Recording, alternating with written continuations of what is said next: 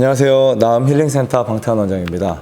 이번 시간에는 제가 소변에 거품이 날 때 이것 하나면 사라질 수 있는 방법, 그런 방법들에 대해서 말씀드리겠습니다. 소변을 보다 보면 평소보다 거품량이 많을 때가 있습니다. 특히 아침에 일어나서 보면 더 그렇죠. 이 거품료는 여러 질환의 증상일 수 있는데요. 흔히 단백뇨의 증상일 수 있습니다. 단백뇨란 소변에 하루 약 100에서 150mg 이상의 단백질이 포함되어 소변에 배출되는 것을 의미하는데요. 신장 질환의 여부를 확인할 수 있습니다. 일시적인 원인인지 아니면 반복적으로 발생되는 것인지 반드시 확인이 필요하다고 생각이 됩니다. 단백뇨 증상을 보면 소변에 거품이 많아진 상태, 그리고 두 번째는 5분 이상 그 거품이 사라지지 않을 때 의심해 봐야 됩니다. 그 다음에 신체에 부종이 생긴다라고 했을 때도 단백뇨에 좀 의심해 볼 필요가 있고요.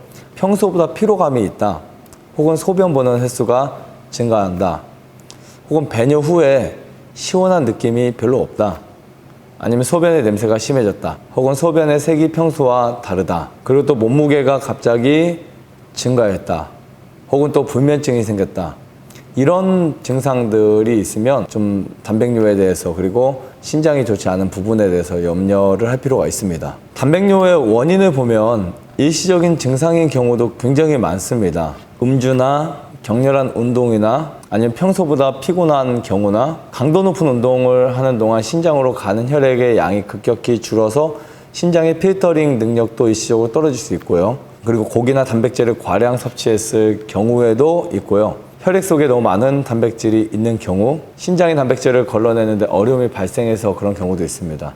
이런 것들이 반복되면 신장 기능에 무리가 되어서 반드시 손상이 입혀질 수도 있습니다. 근육을 만들기 위해 단백질 파우더를 먹는 사람의 경우 단백뇨가 발생 가능성이 높습니다. 열이 난 후에도 그럴 수 있고요. 특별히 잠자는 동안 수분이 부족한 경우 탈수 증상이 있을 때 그런 경우도 있습니다. 혹은 저체중이거나 땀을 많이 흘린 경우, 그리고 여성의 경우 생리할 때, 혹은 여러분들이 좋아하시는 탄산음료나 카페인을 많이 섭취했을 때, 그리고 우리가 병원에 약물을 복용했을 때 일시적인 부작용으로 있을 수도 있고요. 남성의 경우 첫 소변에 생기는 경우도 있어요. 그리고 정액이 함께 역류되어서 배출되면서 그 안에 변화가 발생될 수도 있습니다. 이렇게 일시적으로 있는 경우가 있지만 이것을 넘어서 병적으로 생기는 원인들이 있습니다. 물론 일시적으로 생기는 것들이 오랫동안 방치되면 그것이 병적으로 갈 수도 있으니까 일시적으로 생기더라도 너무 무시하고 지나가지 않는 것이 좋다고 생각합니다. 질병적인 원인을 보면 요로 감염이 있거나 방광, 요관, 신장 등 여러 개 전체에 감염이 있는 경우도 그렇고요. 급성 사구체 신염이 있는 경우도 있습니다. 신장에 발생하는 염증 중 하나로 이 사구체 자체에 생긴 염증에 의해서 그런 경우도 있고요. 신부전증에 의해서 거품이 생길 수 있습니다. 신장 기능이 제대로 되지 않으면 단백질이 소변으로 과량 배출되기도 합니다. 또 여성분들 같은 경우에는 임신 중독성에 의해서 그럴 수도 있고요. 일반적으로 암이나 당뇨나 고혈압의 합병증으로 신장 기능이 저하될 때 일어나는 증상이라고 볼 수 있습니다. 자, 그렇다면 이것을 어떻게 해결해야 할까요? 단편적으로 가장 중요한 것은 금주가 중요하다고 생각합니다. 술을 마시지 않는 거, 카페인, 탄산음료 섭취 안 하는 거, 그 다음에 단백질 섭취량을 좀 제한하는 것도 중요합니다. 일반적으로 육류의 단백질을 많이 섭취하는데 그 많은 양의 단백질이 들어오게 되면 신장에 무리가 되고 소변에 거품이 날 수도 있어요. 그리고 적절한 운동으로 체중 관리하는 것도 좋습니다. 또한 신장에 좋은 음식을 섭취하는 거 정말 좋고요. 그래서 콩이나 밤이나 해조류 혹은 미네랄 소금 이런 거 마시는 거 굉장히 좋고요. 물을 충분히 마셔줘야 합니다. 우리 인체는 마셔야 하는 물에 비해서 소량의 수분을 섭취하게 되면 필요한 수분을 아끼기 위해서 적은 양의 소변을 생산하게 됩니다. 그래서 상대적으로 소변이 더 많이 농축되어 소변 성분의 밀도가 높아지게 되고 색이 진하게 나오게 됩니다. 그래서 저는 이렇게 거품이 있을 때 물을 충분히 마시는 거 말씀드리고 싶고요. 충분한 수분 섭취만 잘해도 소변의 거품이 줄어들 수 있습니다.